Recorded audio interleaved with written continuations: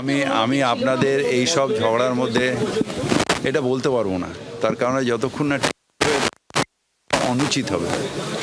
আর second হচ্ছে যে এই পরিকাঠামো ছিল কি না, আমি আগুনের সময় ঢুকিনি বা আগুনের আগেও ঢুকিনি না। আমি আমি এটা বলতে পারবো যাদের কাজ পুলিশ করবে।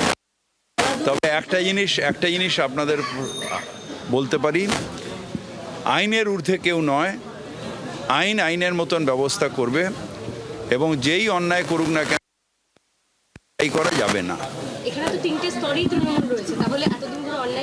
আরে 3টে স্তরে তৃণমূল থাকুক আর 3টে স্তরে আপনি থাকুন, তাতে কি যায় আসে? সেকেন্ড হচ্ছে যে এই জলাভূমিটা, এই কারখানার পার্টিকুলার এই কারখানাটার কথা বলছি, এটা 2006 সালে চুরি হয়েছে। তারপরে রামসে কনভেনশনের পরে জলাভূমির আইডেন্টিফিকেশন হয়েছে। সেই আইডেন্টিফিকেশনটা এখনও আমাদের কাছে নেই,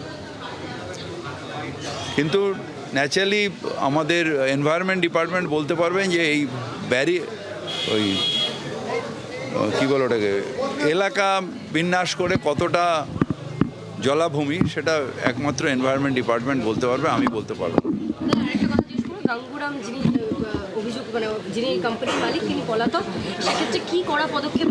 পুলিশ হতে পারে, এটা হতে পারে যে পুলিশের কাছে কেউ পলাতক হলে সে একটা ব্যবসা করে, যদি পলাতক হয় তাহলে তার সব কিছু বাজেয়াপ্ত হয়ে যাবে।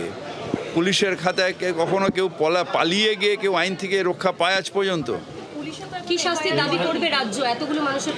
যা আইন অনুযায়ী, এখানে তো প্রেস কনফারেন্স করে শাস্তির ধারাগুলোকে বলার কথা নয়। শাস্তির ধারা আইন অনুযায়ী যা আসবে, এখন কি একটা হয়েছে ইন্ডিয়ান পেনাল কোডের জায়গায় কি একটা ওই বিএনএস ধারায় যা আসবে সেগুলো হবে। আমরা তো এর আগেও দেখেছি ঋতুরাজ হোটেলের ক্ষেত্রে দেখা গেল পরবর্তীতে জামিন হয়ে যায় অনেকের ক্ষেত্রে।